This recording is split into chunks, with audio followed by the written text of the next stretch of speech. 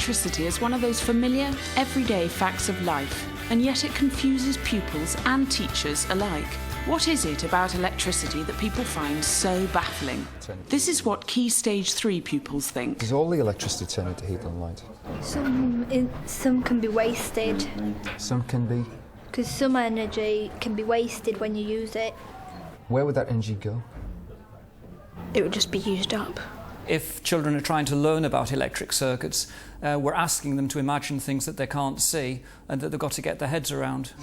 If you take it out, the energy just vanishes into the air, I think. I think electricity is such a difficult topic in the classroom because it's very abstract. It's difficult for students to see what actually teachers are talking about.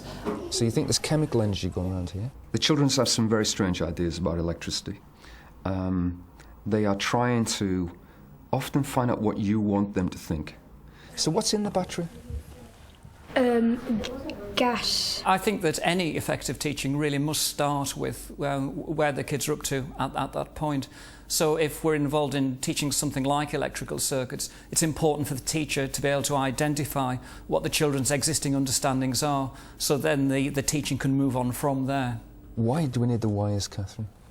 Because if we didn't have the wires, the circuit wouldn't work, so it wouldn't light up. There are three basic misconceptions that are possible. One, that you just require the one lead in the electric circuit, so it's just a one-way action.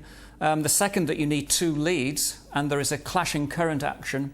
And the third one is the consumption model, that something's getting used up, and in that case it's the electric current. Well, thank you for your answers so far. There's some very interesting answers. Having established the children's existing understanding of electrical circuits, head teacher Brian Crosby sets about teaching the accepted model of how electricity works. This is the...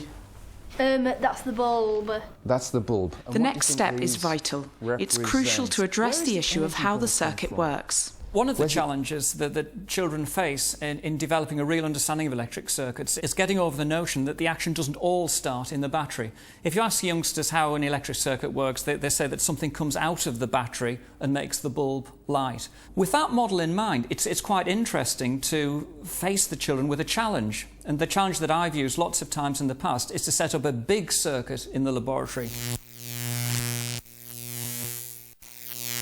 I've got another circuit over here. The big circuit is a basic battery and bulb setup, but with much longer wires. The wires attached go all around the laboratory. Can you see them going all the way around?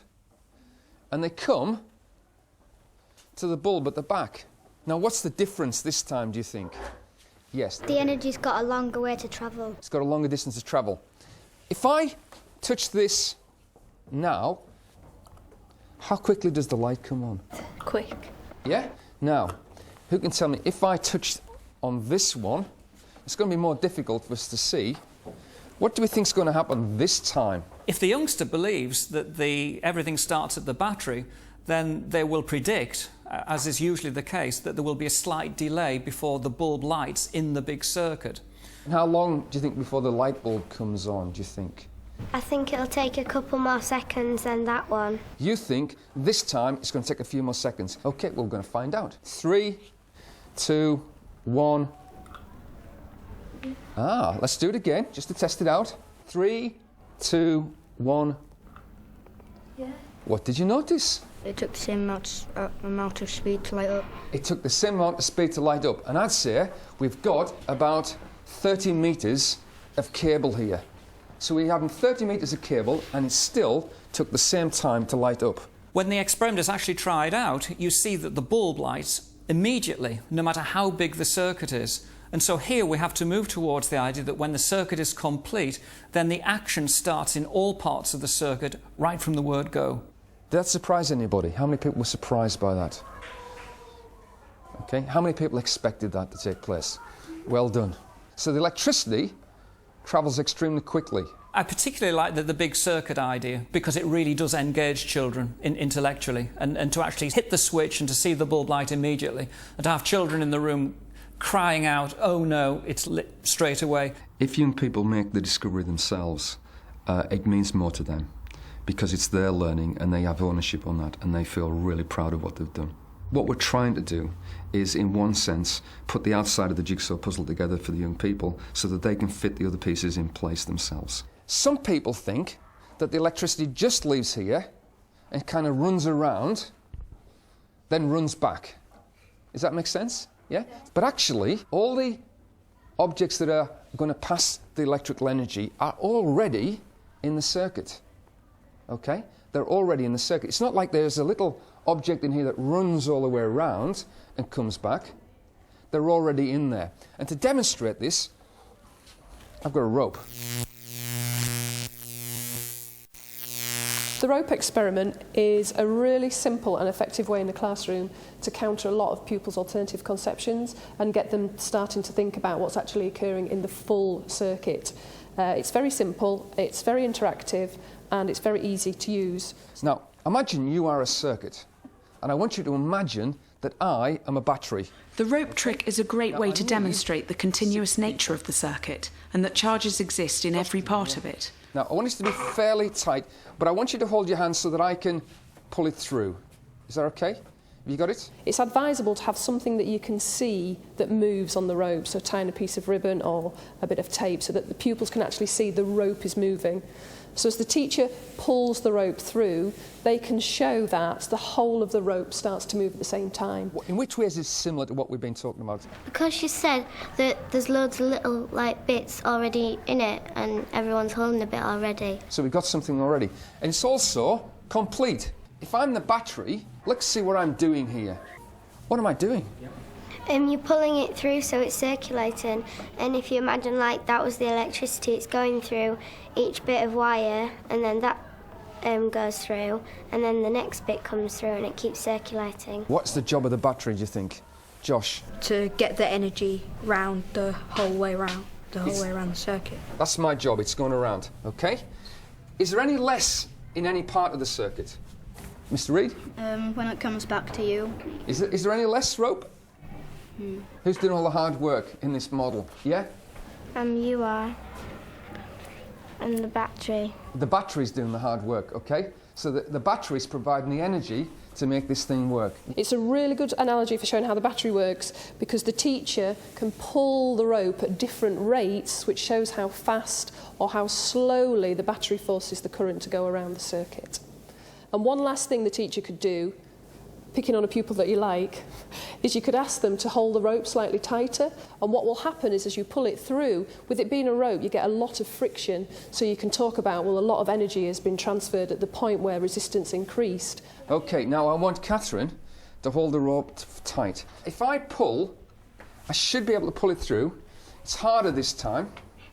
Would you agree? Yeah. Catherine, what does your hands feel like? They're getting really hot. They're getting really... Hot. Thank you, they're getting really hot. Which part of the circuit is Catherine like then? The light bulb. The light bulb. The rope loop idea came from some work we were doing at the University of Leeds. People thinking hard about how to challenge pupils' existing ideas and how to have a memorable image of things moving in all parts of the circuit all at the same time. What I was trying to think about, it was bringing in the concept of where energy is in an electric circuit and starting to get pupils to actually visualise this thing that's occurring with energy. And what I wanted to show was how energy that's in the cell, the battery, is used to move the charges to different levels of potential. Now this is a model garage. The cars I want you to think about are like the charge that's going around an electrical circuit. And this is a bit like a battery. Okay? It works like this. When the car comes in here, I can lift it up.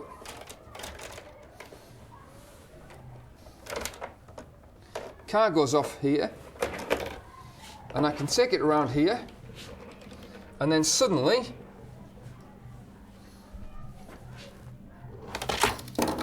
it can go back down. Why is the car able to go down the slope from here and not move when it's on the desk there? When it's at the top of the van, it's got gravitational energy, and when it goes down, it uses up the gravitational energy. It doesn't use it up, it changes it into another type. What type does it change it into? Kinetic. Kinetic, that's brilliant, that's a fantastic answer. It changes it into kinetic energy. I like to take learning back to a visual level, when they're starting off with difficult concepts. I was trying to visualise something that showed an object going from one level to another. Fantastic. This is a piece of equipment to enable the car to gain gravitational potential energy, yeah, so that it can change into movement. Now the battery is a piece of equipment that will provide the energy for this to work, okay? So the particles that flow around in this circuit, they get their energy from where? You putting on the circuit, fixing up the circuit in the first place. No, they don't get their energy from me fixing up the circuit. There's just one place they're getting their energy from. Is it the battery? They're getting it from the battery, okay? Now, the battery is the provider of the energy. Where does the energy go to in the end? The bulb. It goes to the bulb, where it's going to be transferred into Light and heat energy. light and heat energy. The toy garage is an excellent visual demonstration, but it should be used with caution. The misconception that you could get from that model is that the electrons in the circuit are like little cars that are just travelling around on a pathway.